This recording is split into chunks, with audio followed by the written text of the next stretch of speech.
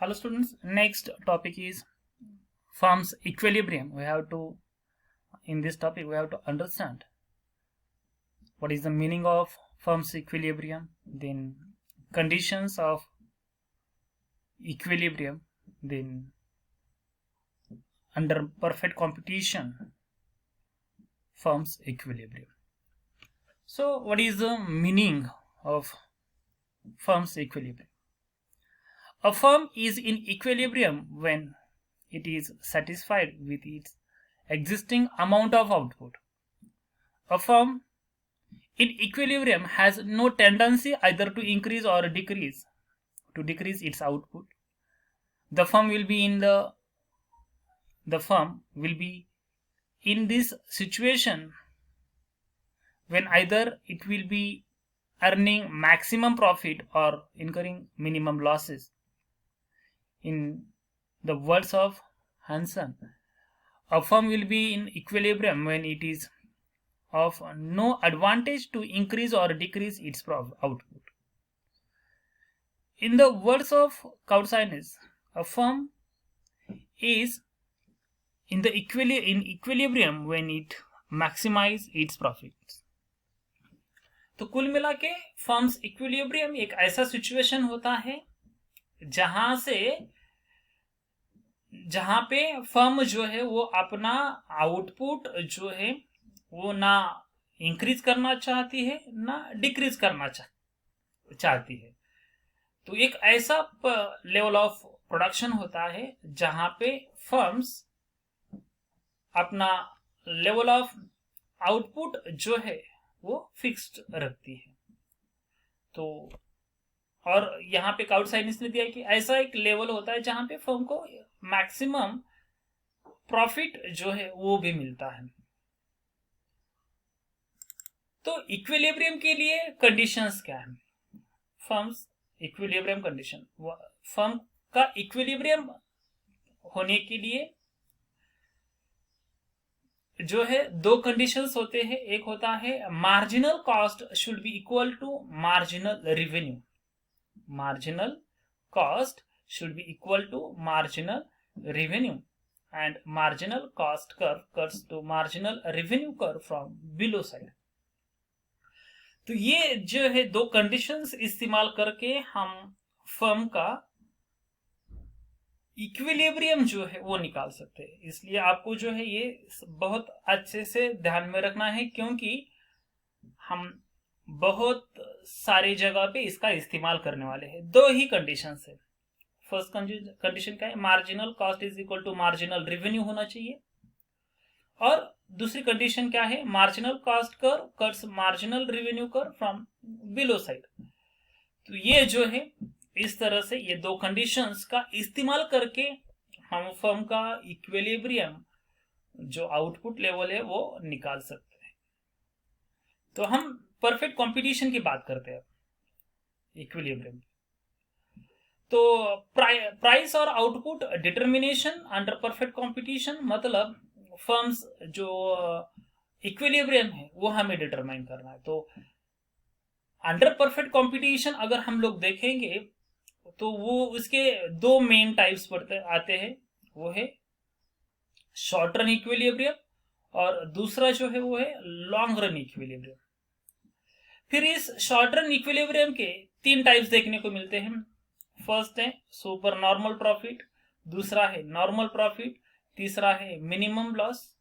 इस तरह से ये तीन टाइप्स जो है ये शॉर्ट रन इक्विलिब्रियम के अंदर परफेक्ट कंपटीशन में देखने को मिलते हैं। तो और लॉन्ग रन में अगर हम लोग देखेंगे तो फिर एक ही टाइप जो है हमें देखने को मिलता है। लॉन्ग रन इक्विलिब्रियम में एक ही टाइप देखने को मिलता है, वो है normal profit. Normal profit.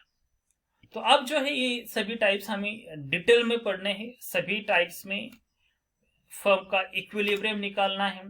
Firm का इक्विलिब्रियम निकालने के लिए फिर से रिपीट करता हूं, ये दो कंडीशंस हमेशा हम चेक करेंगे। क्या? Average cost is equal to average cost should be equal to marginal revenue and average cost curve to marginal revenue curve from below side.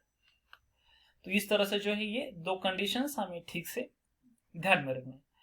तो पहले ठीक है, परफेक्ट कंपटीशन के देखो यहाँ पे जो देखा था, short run equilibrium, under perfect competition, short run equilibrium के ये तीन type, super normal profit and minimum loss, ये हमें ठीक से ध्यान में रखना है।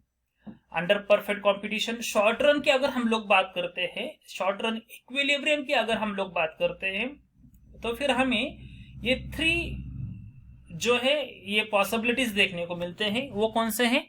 एक है सुपर नॉर्मल प्रॉफिट, दूसरा है नॉर्मल प्रॉफिट, तीसरा है minimum loss.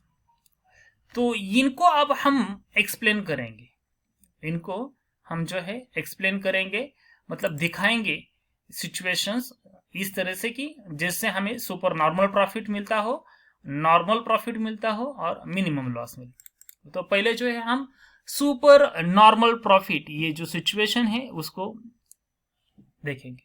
Super normal profit, पहले तो प्रॉफिट एंड लॉस जो है हमने रेवेन्यू कंसेप्ट्स में पढ़ा था, इंपॉर्टेंस ऑफ रेवेन्यू में।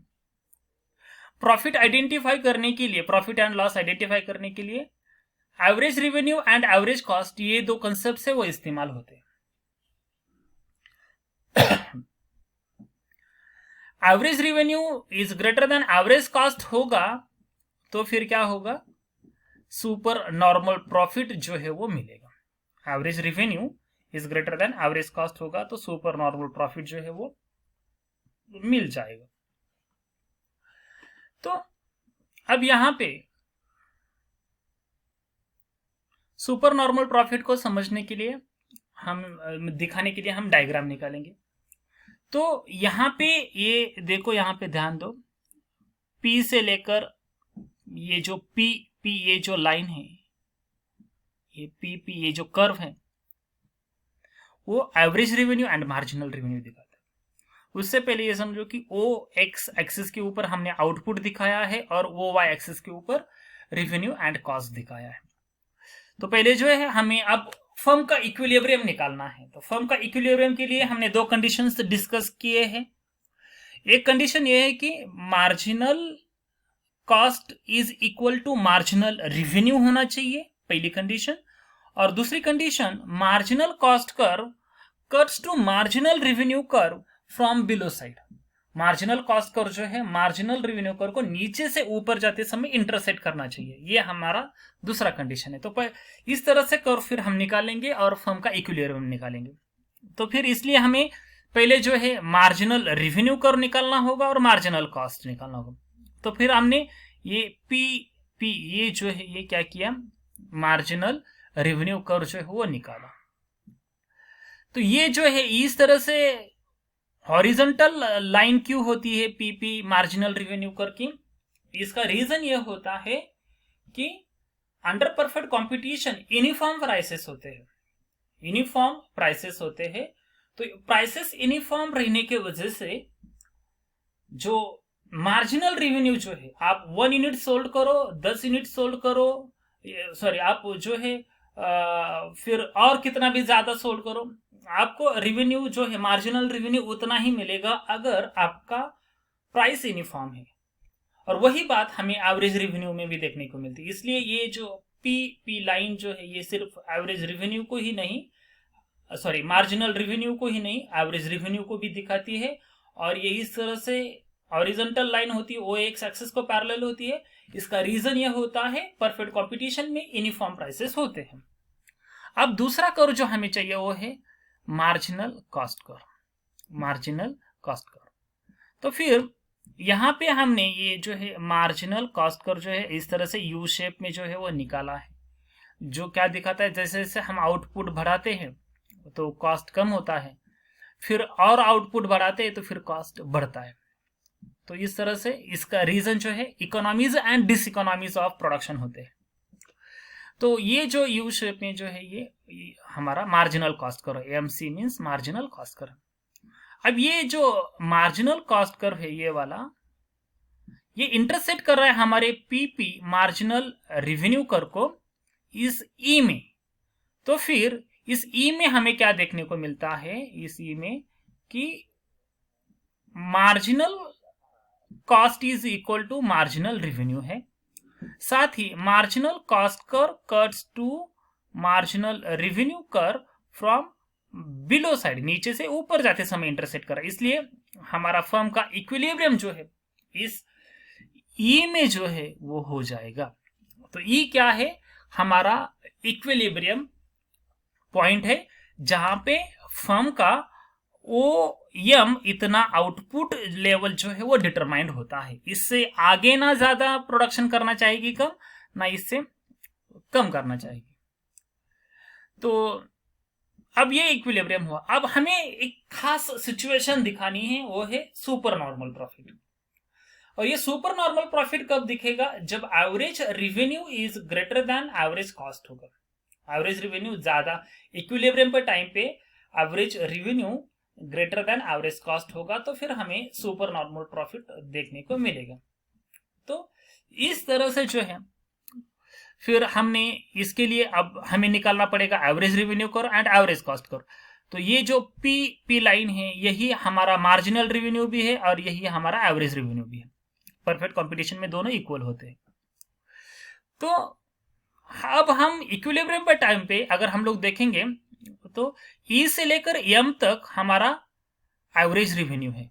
तो कॉस्ट जानबूझकर हम क्या करेंगे, कम दिखाएंगे। तो फिर हम ये एवरेज कॉस्ट कर निकाला है, ए सी, ये जो है एवरेज कॉस्ट कर है, जानबूझकर इस ई के नीचे से लेकर गए हैं ताकि दिखे एवरेज कॉस्ट जो है वो ज्यादा है और एवरेज रेवेन्यू जो है वो ज्यादा है और एवरेज कॉस्ट जो है वो कम है।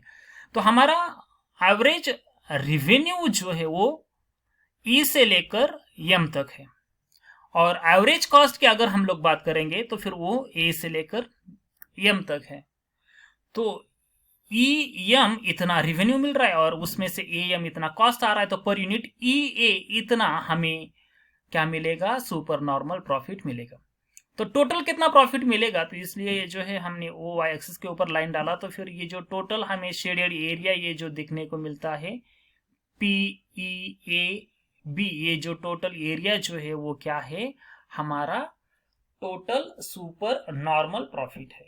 तो इस तरह से फर्म का इक्विलिब्रियम हम निकाल सकते हैं, साथ ही साथ हम जो सुपर नॉर्मल प्रॉफिट है वो भी दिखा सकते हैं। तो ये हुआ सुपर नॉर्मल प्रॉफिट, ये एक हुआ। अब इसके बाद हमें नॉर्मल प्रॉफिट दिखाना है एंड देन लॉसेस जो है वो भी दिखाने हैं।